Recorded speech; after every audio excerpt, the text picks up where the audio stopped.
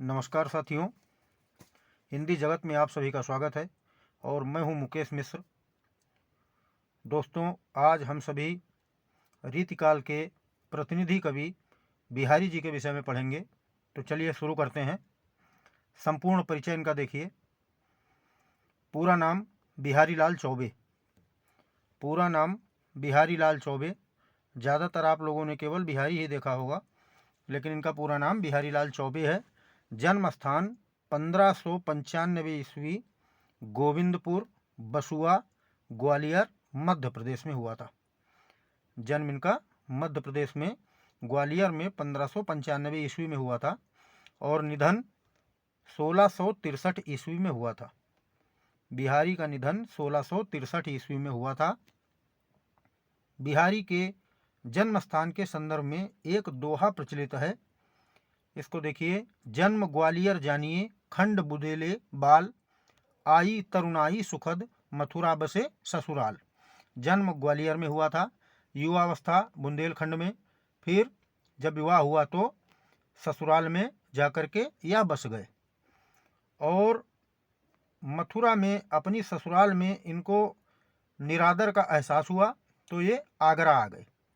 इनके पिता का नाम केशव राय, माता का नाम इनकी जो है उसका प्रमाण कोई नहीं मिलता है, इसलिए माता का नाम यहाँ पर नहीं दिया गया है। ये कृष्णोपासक थे, श्री कृष्ण के उपासक थे। बिहारी निम्बार्क संप्रदाय में दीक्षित थे। निम्बार्क संप्रदाय जान रहे हैं ना? निम्बार्क संप्रदाय, जिसको सनकादि संप्रदाय भी कहा जाता है, ये निम्बार्क संप्रदाय। अच्छा, इनके पिताजी भी निम्बार्क संप्रदाय में दीक्षित थे।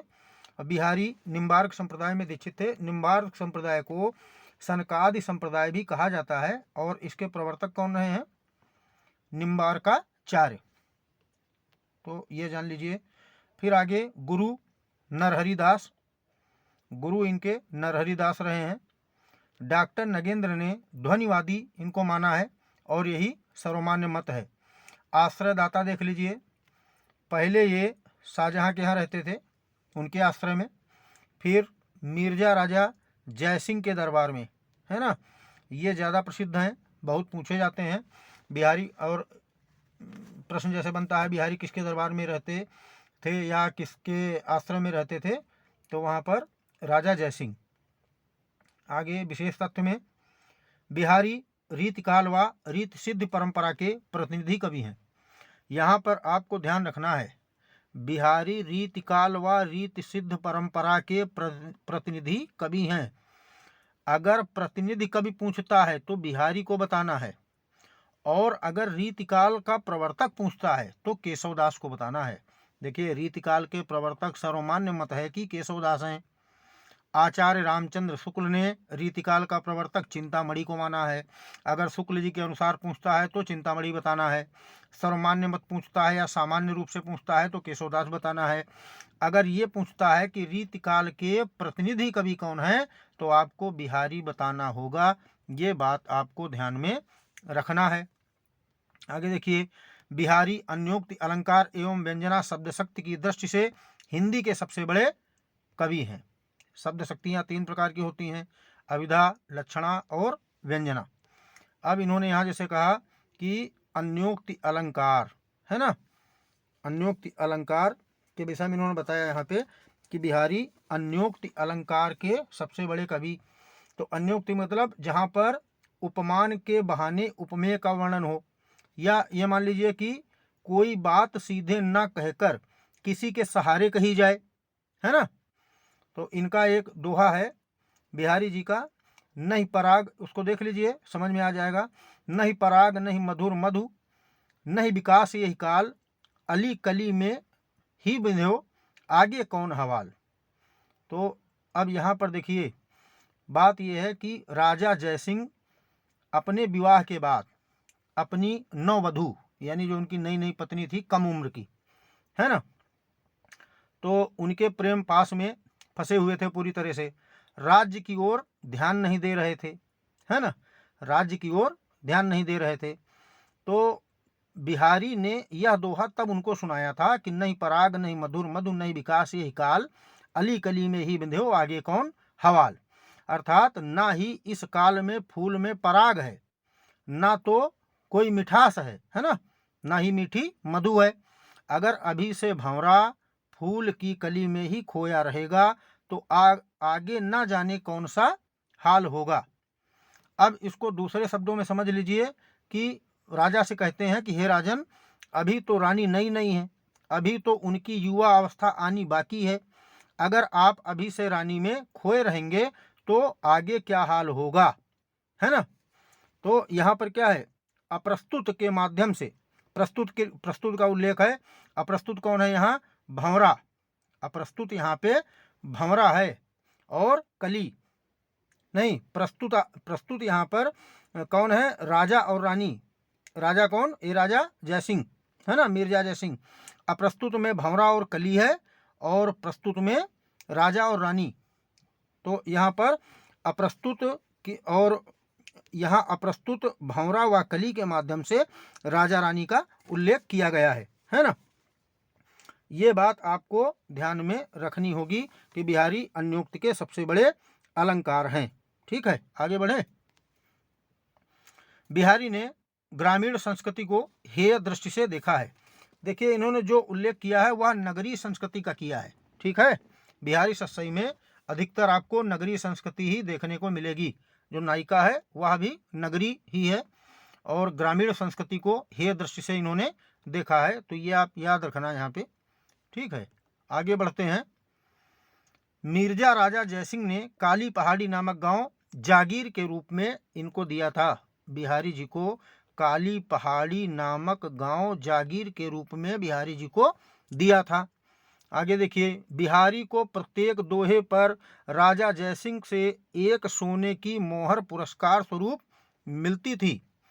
जब वह दोहा राजा जयसिंह से बिहारी ने कहा और तब उसके बाद राजा बहुत प्रभावित हुए बिहारी जी से। ठीक है, तो बिहारी को प्रत्येक दोहे पर राजा जयसिंह से एक सोने की मोहर पुरस्कार स्वरूप मिलती थी। आगे देखिए, बिहारी ने संयोग वर्णन के लिए राधा को आलंबन रूप में ग्रहण किया है। फिर लाला भगवान दीन ने सूर, तुलसी और केशव के बाद इनको हिंदी साहित्य का चौथा रत्न कहा है। लाला भगवान दीन ने सूर, तुलसी और केशवदास के बाद इनको हिंदी साहित्य का चौथा रत्न कहा है, यह ध्यान रखिएगा। आगे, बिहारी की एकमात्र रचना बिहारी सत्सई। देखिए, सत्सई बहुत हैं, बिहारी सत्सई एक ही है ना। जो बिहारी सत्सई जो है बिहारी द्वारा लिखी गई उसका नाम बिहारी सत्सई है। 719 छंद हैं। ठीक है, ये आपको यहाँ याद रखना है और यही एक रचना से बिहारी हिंदी साहित्य में अमर हो गए। इसी रचना में इन्होंने गागर में सागर भर दिया। अब देखिए, बिहारी सत्सई के माध्यम से बिहारी ने गागर में सागर भर दिया और हिंदी साहित्य में अमर हो गए। बिहारी सत्सई में 713 दोहे, 6 सोरठा, कुल 719 छंद हैं।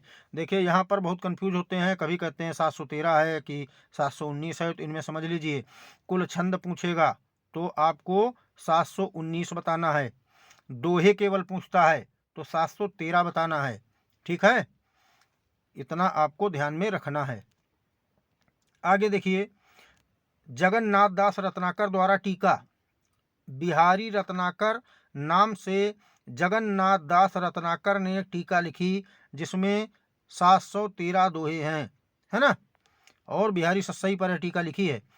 एक बात ध्यान में रखिए, सबसे ज़्यादा टीका श्री रामचरितमानस पे लिखी गई और दूसरे नंबर पर बिहारी सत्सई पर सबसे ज़्यादा टीका लिखी गई हैं। बिहारी सत्सई की रचना, ये बात बहुत महत्वपूर्ण है, इसको याद रखिए। बिहारी सत्सई की रचना मिर्जा राजा जयसिंह के पुत्र राम सिंह को शिक्षा हेतु की गई। राम सिंह जो हैं मिर्जा राजा जयसिंह के पुत्र, उनको शिक्षा देने के लिए बिहारी सत्सई की रचना की गई। अब देखिए, मंगलाचरण में सबसे पहले राधा की वंदना है। अगर पूछ ले कि बिहारी सत्सई में मंगलाचरण में सबसे पहले किसकी वंदना की गई है, तो राधा की वंदना की गई है। आगे, बिहारी सत्सई की रचना 1633 ईस्वी में आरंभ हुई तथा 1662 ईस्वी में पूर्ण हुई। अगर ये पूछता है कि बिहारी सत्सई की रचना कब हुई, रचना काल क्या है, तो 1662 आपको बताना है। ठीक है, आरंभ कब हुआ? 1633 ईस्वी में, और पूर्ण कब हुई? 1662 ईस्वी में। तो अगर पूछ ले कि बिहारी सत्सई की रचना कब हुई, तो आपको 1662 ही बताना है। ठीक है, चलिए आगे देखते हैं। बिहारी सत्सई पर सर्वाधिक प्रभाव गाथा सप्तशती का है। यह किसने कहा? आचार्य शुक्ल ने कहा है। बिहारी सत्सई में सर्वाधिक छंद श्रृंगार रस से संबंधित हैं। बिहारी सत्सई में सर्वाधिक छंद श्रृंगार रस से संबंधित हैं तथा इसके बाद नीति और भक्ति से संबंधित पद हैं। ये बात भी याद आपको रहनी चाहिए। बिहारी सत्सई की भाषा साहित्यिक ब्रज भाषा है। बिहारी ब्रज भाषा के कवि हैं। ठीक है, फिर बिहारी सत्सई हिंदी का श्रेष्ठतम मुक्तक काव्य है। बिहारी सत्सई क्या है? मुक्तक काव्य है। बिहारी सत्सई पर 50 से ज़्यादा टीकाएं लिखी गई। ये लाइन याद रखिए, बिहारी सत्सई पर 50 से अधिक टीकाएं लिखी गई हैं। कुछ टीका देख लेते हैं। कृष्णलाल की टीका, ये कृष्ण कवि की है। बिहारी बिहार अंबिका दत्त व्यास की है, रोला छंद में है, बहुत पूछी जाती है, ये बहुत महत्वपूर्ण टीका है। बिहारी बिहार नाम से टीका बिहारी सत्सई पर किसने लिखी? तो अंबिका दत्त व्यास ने। आगे बिहारी रत्नाकर, बहुत महत्वपूर्ण ये भी है, जगन्नाथ दास रत्नाकर ने लिखी, बिहारी रत्नाकर। इसके बाद देखिए बिहारी सत्सई का विभिन्न भाषाओं में अनुवाद। पंडित परमानंद ने श्रृंगार सप्तशती नाम से संस्कृत में बिहारी सत्सई का अनुवाद किया। अगला मुंशी देवी प्रसाद प्रीतम ने गुलदस्त बिहारी नाम से उर्दू में अनुवाद किया बिहारी सत्सई का। आगे देखिए, बहुत महत्वपूर्ण है, बहुत पूछा जाता है। आनंदी लाल ने फिरंगे सत्सई नाम से फारसी में अनुवाद किया। पूछता है बिहारी सत्सई का फिरंगे सत्सई नाम से फारसी में किसने अनुवाद किया? तो आपको बताना है आनंदी लाल ने किया। ठीक है, फिरंगे सत्सई नाम से। आगे बिहारी सत्सई व बिहारी के संदर्भ में आलोचकों के मत देख लीजिए। सत्सैया के दोहरे ज्यों नाविक के तीर, और देखन में छोटे लगे घाव करें गंभीर। ये किसकी पंक्ति हैं? ये महावीर प्रसाद द्विवेदी जी ने कहा है बिहारी सत्सई के दोहों के विषय में कि देखने में तो छोटे लगते हैं लेकिन गंभीर घाव करते हैं। आगे बिहारी ने स्वयं कहा है करी कमाई सत्सई भारी स्वाद अनेक। करी कमाई सत्सई भरी स्वाद अनेक, ये बिहारी की पंक्ति है। फिर आगे देखिए, महत्वपूर्ण पंक्ति है ये। बिहारी सत्सई शक्कर की रोटी है, चाहे जहाँ से खाओ मीठी ही लगेगी। पद्म सिंह शर्मा की पंक्ति है ये। बिहारी सत्सई शक्कर की रोटी है, आगे है चाहे जहाँ से खाओ आपको मीठी ही लगेगी। आगे देखिए, रीतिकाल के सबसे लोकप्रिय कवि बिहारी हैं। हजारी प्रसाद द्विवेदी जी ने बिहारी को रीतिकाल का सबसे लोकप्रिय कवि बताया है। अगला देखिए वही लाइन आ गई यहाँ पर। बिहारी सत्सई रामचरितमानस के बाद हिंदी की सबसे अधिक प्रचारित कृति है, श्याम सुंदर दास ने कहा है ना। और रामचरितमानस के बाद सर्वाधिक टीका भी बिहारी सत्सई पर लिखी गई हैं। आगे देखिए, बलदेव उपाध्याय ने कहा है बिहारी दोहों के बादशाह हैं। बिहारी दोहों के बादशाह हैं। फिर इनकी कविता श्रृंगारिक है परंतु प्रेम की उच्च भूमि पर नहीं पहुंचती, यह शुक्ल जी का कथन है बिहारी के संबंध में। बिहारी की भाषा चलती होने पर भी साहित्यिक है, महत्वपूर्ण लाइन है ये, इसको ध्यान में रखिएगा। बिहारी की भाषा चलती होने पर भी साहित्यिक है, किसकी परिभाषा है? तो शुक्ल जी की है। आगे देखिए, यदि सूर सूर तुलसी शशि उड़गन केशव दास, तो बिहारी पीयूष वर्षी मेघ हैं। यह किसने कहा? राधा चरण गोस्वामी ने कहा है। राधा चरण गोस्वामी ने कहा है कि यदि सूर सूर तुलसी शशि उड़गन केशव दास, तो बिहारी पीयूष वर्षी मेघ हैं। यह राधा चरण गोस्वामी ने कहा है। एक पंक्ति है भिखारी दास जी की, आप लोगों ने पढ़ी होगी। सूर सूर तुलसी शशि उड़गन केशव दास, अब के कवि खद्योत सम जहता करत प्रकाश। यानी सूर जो हैं सूरदास वह सूर्य की तरह चमकते हैं, तुलसीदास जी चंद्रमा की तरह चमकते हैं, केशवदास जी तारों का समूह है, तारों की तरह चमकते टिमटिमाते हैं। और आज के जो कवि हैं वह खद्योतसम यानी जुगनू के समान जहां तहां चमकते और बुझते रहते हैं, है ना। तो एक ये भी आपको याद हो जाएगा, भिखारी दास की पंक्तियां हैं। और यहाँ पर क्या है कि सूर सूर तुलसी शशि उडगन केशवदास हैं, तो बिहारी पीयूष वर्षी मेघ हैं राधा चरण गोस्वामी। ये याद रखिए, बिहारी को पीयूष वर्षी मेघ किसने कहा है? राधा चरण गोस्वामी ने कहा है। आगे देख लीजिए, बिहारी पर चर्चित रचनाएं। देखिए 2 रचनाएं यहाँ पर हैं, इनमें कंफ्यूजन होता है, इसको आप दूर कर लीजिए पूरी तरह से। देव और बिहारी किसने लिखा? कृष्ण बिहारी मिश्र ने, ठीक है। इन्होंने क्या कहा? देव को बड़ा बताया। आगे बिहारी और देव किसने लिखा है? लाला भगवान दीन ने। इन्होंने कहा बिहारी बड़े हैं। तो अब एक बात यहाँ समझिए, इसमें क्या है, ये हो जाता ना कि किसने कौन सी लिखी है, क्योंकि दोनों एक मिल जाती हैं। एक का नाम है देव और बिहारी, एक का नाम है बिहारी और देव। तो किसने कौन सी लिखी है, इसको याद करने का तरीका समझ लीजिए।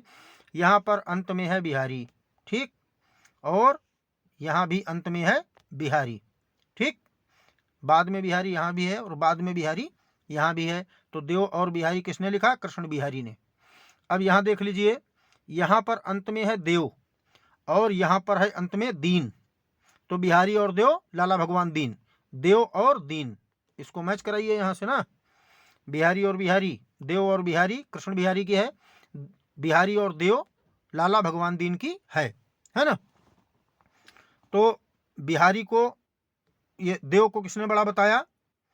कृष्ण बिहारी मिश्र ने, क्योंकि देव यहाँ पहले आए हैं। और बिहारी को किसने बड़ा बताया? लाला भगवान दीन ने, क्योंकि यहाँ बिहारी पहले आए हैं। तो इनको पहले याद रखिएगा कि बिहारी बिहारी देव और दीन, है ना। उसके बाद जो उस रचना में पहले आएगा वह बड़ा होगा उनके अनुसार, ठीक है। अब आगे देखते हैं, बिहारी नाम से रचना लिखी विश्वनाथ प्रसाद मिश्र ने। उसके बाद यह रचना है बिहारी की वाग विभूति, या विश्वनाथ प्रसाद मिश्र की रचना है।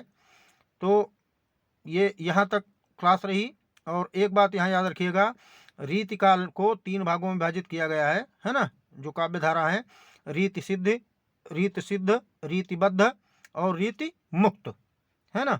और रीति सिद्ध काव्य धारा के जो प्रतिनिधि कवि हैं, रीतिकाल के जो प्रतिनिधि कवि हैं, वह केशव, वह बिहारी जी हैं, ठीक है।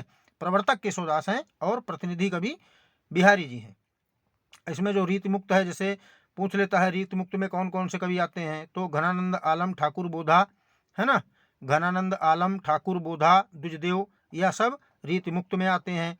बिहारी आपके रीति सिद्ध में आते हैं, ठीक है। तो ये हो गया आपका बिहारी से संबंधित। अब यहाँ एक बात ध्यान रखिएगा, यह जो कक्षा है, यह जो वीडियो है, यह सभी के लिए महत्वपूर्ण है। टीजीटी हो, पीजीटी हो, बिहार स्टेट हो, या हिंदी से संबंधित अन्य कोई भी परीक्षा, प्रतियोगी परीक्षा हो, सभी के लिए महत्वपूर्ण है। तो आप लोग इसको देख रहे हैं, पसंद आई हो तो इसको लाइक करना, शेयर करना, सब्सक्राइब करना, जिससे हमारी क्लास का नोटिफिकेशन आप लोगों तक आसानी से पहुँचता रहे। और एक बात ध्यान रखिए, कक्षा 10 और 12 के छात्र यदि इसको देख रहे हो, पढ़ रहे हो, तो वह भी समझ लें यहाँ पर कि उनको इसमें बहुत कुछ नहीं याद करना है, बहुत कुछ नहीं रटना है, ठीक है। क्योंकि ये पूरी कक्षा विस्तार से है, पूरा वीडियो बहुत विस्तार से है। बिहारी के विषय में सब कुछ इसमें बना दिया गया है, लिख दिया गया है। आपको यहाँ पर क्या पढ़ना है, ये जो कक्षा 10 और 12, ये भी देख लें एक बार। बिहारी का जन्म पहले समझ लीजिए, 1595 में जन्म हुआ। आपको क्या लिखना है? बिहारी का जन्म 1595 ईस्वी, गोविंदपुर, है ना, बसुआ गोविंदपुर ग्वालियर। निधन 1663, ठीक है। दोहा याद हो जाए तो याद कर लीजिए, जन्म ग्वालियर जानिए, खंड मुदेले बाल, आई तरुणाई सुखद, मथुरा बसे ससुराल। उसके बाद पिता का नाम केशव राय, कृष्णोपासक थे, बिहारी निम्बार्क संप्रदाय में दीक्षित थे। गुरु का नाम नरहरिदास, ठीक है। आगे देखिए, आश्रयदाता कौन रहे इनके? राजा जयसिंह। ये लाइन देख लीजिए, बिहारी रीतिकाल व रीति सिद्ध परंपरा के प्रतिनिधि कवि हैं। उसके बाद आगे देख लीजिए, बिहारी ने ग्रामीण संस्कृति को हेय दृष्टि से देखा है ना। मिर्जा राजा जयसिंह ने काली पहाड़ी नामक गांव जागीर में इनको दिया था और इनके प्रत्येक दोहे पर 1 सोने की मोहर इनको पुरस्कार रूप में देते थे, ठीक है। आगे लाला भगवान दीन ने इनको हिंदी साहित्य का चौथा रत्न कहा है ना। बिहारी की एकमात्र रचना बिहारी सत्सई है, जिसमें 719 दोहे हैं। ठीक है, 713 नहीं, बिहारी की एकमात्र रचना है बिहारी सत्सई, जिसमें 719 छंद हैं, 713 दोहे हैं, 6 सोठा हैं। तो आपको याद रखना है 713 दोहे और 719 कुल छंद। फिर टीका देख लीजिए, बिहारी रत्नाकर किसने लिखा? रत्नाकर ने लिखा है ना। और बिहारी सत्सई की रचना इन्होंने क्यों की? ये राजा जयसिंह के पुत्र राम सिंह को शिक्षा देने के लिए, है ना। फिर उसके बाद बिहारी सत्सई कब लिखी गई? तो ये मुक्तक काव्य है और 1662 ईस्वी में लिखी गई, है ना। ये याद रखिएगा आप लोग। आगे देखिए, बिहारी सत्सई की भाषा क्या है? तो ब्रज भाषा है। और मुक्तक काव्य बता ही दिया है आपको। इस पर 50 से अधिक टीकाएं लिखी गई। बिहारी बिहार नाम से टीका किसने लिखी इनकी? तो अंबिका दत्त व्यास ने लिखी। बिहारी रत्नाकर किसने लिखा? जगन्नाथ दास रत्नाकर ने लिखा है। ये बातें आपके लिए महत्वपूर्ण है। और देख लीजिए, आनंदी लाल ने फिरंगे सत्सई नाम से फारसी में इसका अनुवाद किया है, ये बिहारी सत्सई का। और आलोचकों के मत देख लीजिए, ये याद कर लेना। ससैया के दोहरे जो नाविक के तीर, देखन में छोटे लगे घाव करें, गंभीर महावीर प्रसाद द्विवेदी ने कहा है। उसके बाद बिहारी पंक्ति याद कर लेना, ये करी कमाई सत्सई भरी स्वाद अनेक, बिहारी ने कहा है। पदम सिंह शर्मा ने कहा है बिहारी शक्कर की रोटी है, बिहारी सत्सई शक्कर की रोटी है। यह भी महत्वपूर्ण लाइन है यहाँ पे। उसके बाद रीतिकाल के सबसे अधिक लोकप्रिय कवि बिहारी हैं, हजारी प्रसाद द्विवेदी ने कहा है। बिहारी दोहों के बादशाह हैं। आगे देखिए, यदि सूर सूर तुलसी शशि उड़गन केशोदास हैं, तो बिहारी पीयूष वर्षी मेघ हैं, राधा चरण गोस्वामी ने कहा है। इनकी ये रचनाएं देख लीजिए, यहाँ पर बिहारी पर जो बहुचर्चित रचनाएं हुई हैं। देव और बिहारी, कृष्ण बिहारी ने लिखा है। तरीका आपको बता ही दिया है, बिहारी बिहारी, देव देव। ठीक है, देव बिहारी पूछे तो कृष्ण बिहारी बताना, बिहारी और देव पूछे तो देव से दीन को जोड़ देना, लाला भगवान दीन।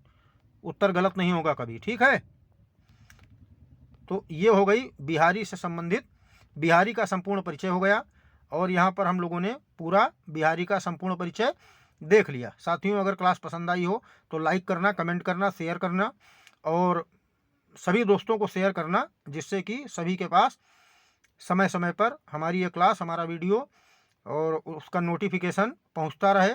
और अगर क्लास में किसी भी तरह की कोई कमी आपको लग रही हो तो आप कमेंट बॉक्स में लिखिएगा। कोई विशेष क्लास चाहते हो, किसी तरह का वीडियो चाहते हो हिंदी में, तो आप हमको कमेंट बॉक्स में बताइएगा, हम उस पर एक क्लास बना देंगे। ठीक है, और भेज देंगे। धन्यवाद।